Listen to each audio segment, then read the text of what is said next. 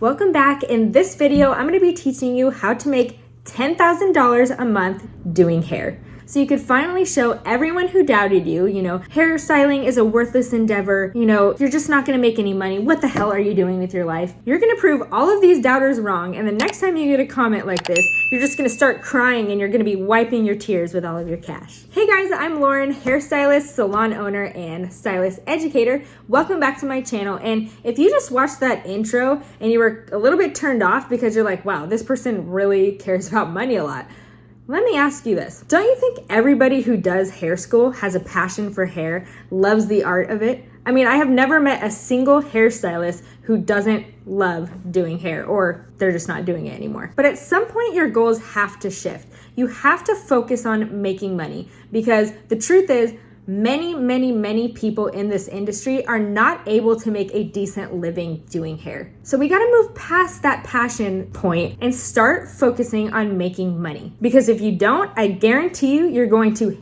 hate your career and hate your life. And if for some reason you still feel guilty about making money being one of your top priorities, I want you to think about it this way. The only way that an entrepreneur can ever make any money is by serving the customer. So the only way that you're ever going to get rich, or you're ever going to make the money that you want in life, you have to be serving others. So there's no reason to feel guilty about making money one of your main priorities, because in order to make it, even if you are the greediest person in the world, you're not going to make any money if you aren't serving people and helping problems and serving people's needs. So no more feeling guilty about it. Let me tell you how I was able to make $10,000 a month doing something that nobody thought I'd be able to make that much money doing. All right, so step one is you have to determine how much you need to bring in per day in order to reach your $10,000 a month goal. All right, so our goal is $10,000 a month. So that means, there's 4 weeks in a month. So we divide 10,000 by 4 weeks, and that means we have to bring in $2,500 per week. Say you work 5 days a week. You're going to divide this by 5, and that's going to give you how much you need to make each day in order to reach this $10,000 a month goal.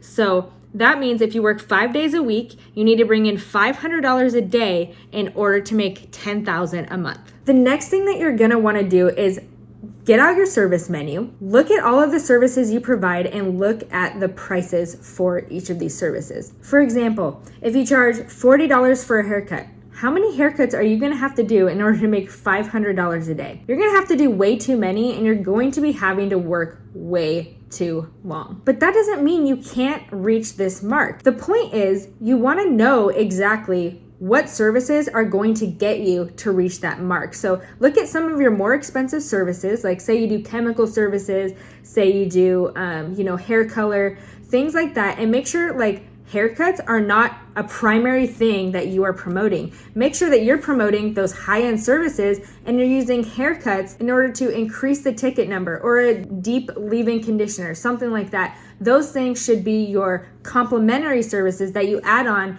to the most expensive services that you're promoting. And step 3 is you have to make sure that what you are charging for your services is going to give you the possibility of reaching this goal. So if you're charging $20 for haircuts and maybe that's all you do, you're probably never going to reach that goal. So what you have to do is you have to increase your prices. And in order to increase your prices, you have to add value. You have to be worth the prices that you are charging. So how do you do that? Lauren, no crap, I need to raise my prices. But how do I convince people that what I'm charging is actually worth it? Well, number one is you have to increase your demand. And the way that you increase your demand is through marketing. Many stylists I find that I come across are extremely talented, and they could totally be charging way more than what they're charging for their services, but they're too scared.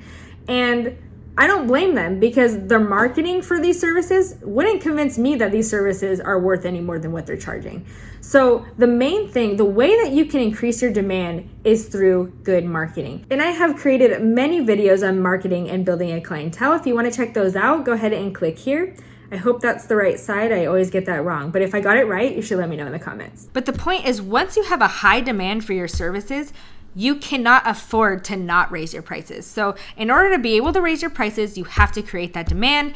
In order to create that demand, you need better marketing. So the answer is not necessarily, I need more skills because then people will pay me more. The answer is most likely, because I come across many talented stylists who want to raise their prices, the answer is most likely marketing. So make sure to check out some of those other videos. Hairstylists don't struggle with creating beautiful art. They struggle with being marketers because they get into this industry thinking that I just get to play with hair all day. It's going to be so much fun. But I rarely see stylists making an effort to have continuous education on marketing. I always see them taking technique classes, things like that. But if you want to get serious about making money, you need to be a marketing expert. And I'm actually creating a brand new course on this, and I'm probably going to be giving a few away free. So if you want to be considered for free enrollment or just exclusive discounts when the course launches, make sure to join the waitlist, and the link for that is in the description below. So step 4. If you're a more experienced stylist, you might be thinking, look, Lauren, I've been in this game for a long time. I've been doing, all of these different types of marketing. I provide amazing customer service. I do everything right, and I still can't bring in $500 a day. Maybe you're in a rural area, or maybe you just think clients aren't going to pay that much. What you need is this. You need to reevaluate your service menu, and you need to make sure you can keep everything on your service menu, but you need to make sure that you are marketing yourself as an expert and as the best at one thing. Stop trying to market yourself for the best haircut, the best, head massage, the best, conditioning treatment, carrying the best products. Think of everybody that is extremely successful in life. Are they a jack of all trades, or are they extremely successful at one thing that people know them for? Think about In-N-Out.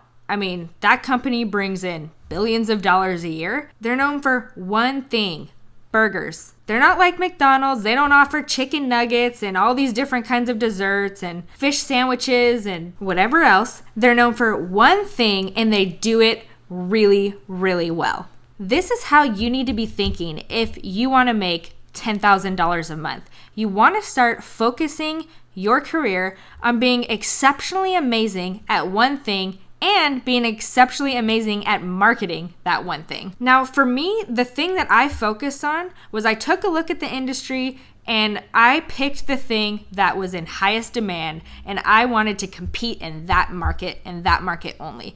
And for me, that was balayage. And I found many holes in the industry. I listened to clients over time tell me what their disappointments were when they got balayage from previous stylists, and I came up with this amazing method that addressed all of those concerns so that I was able to be the only person that can accomplish the goals that these clients had in mind. And this is one of the main reasons that I was able to make $10,000 a month. And many times I made, $15,000 a month. But on average, I was able to make $10,000 a month because of this method. So if you want to learn more about that, you can check it out in the links below as well. And you could streamline your education so that you could avoid all my pitfalls and my failures and my, years of trial and error to try to figure this out, and just take my course and start making money right away. And my next very, very important piece of advice is stop trying to do what everybody else is doing. A lot of times as stylists, we always look to other stylists and ask them, questions about, well, how do you do this? Or how do you do that? And they have, answers that are, of course, well, of course you do it this way, or of course you do it that way. Stop believing that the answer to your problems lies in what everybody else is doing, because there is no way that you're going to set yourself apart in this industry if you just do what everybody else is doing. And the second I figured that out, I started making so much more money, and my decision making became so much better because I was focused on how I can better serve a client regardless of what the norms of the industry were. Because guess what? Clients are looking for something that not everybody else is doing, that is special to them and unique to them and their problems and needs. So instead of doubting yourself and asking all of these other stylists, in your atmosphere for advice all of the time, ask your clients. Figure out what the holes in the market are, what they need, what their problems are, and start figuring out how you can better serve them,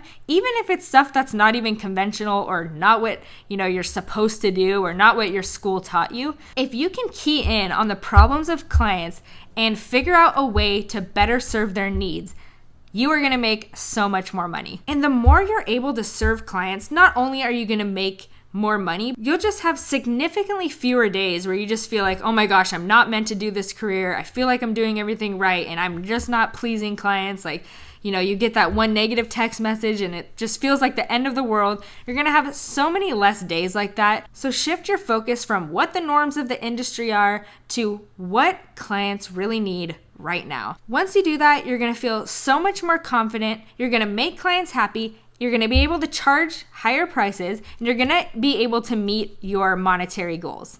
If you want to see more videos like this one, make sure you check out my playlist. I created an entire playlist on Hairstylist Business. And if you want me to help you even further, make sure to check out, you guessed it, all of the links in the comments below for resources, courses, things like that. Thank you so much for watching this video. My name is Lauren. Make sure to comment, share this video with your friends, subscribe to my channel, and hit that notification bell so you can watch more videos. And of course, you can stalk me on social media.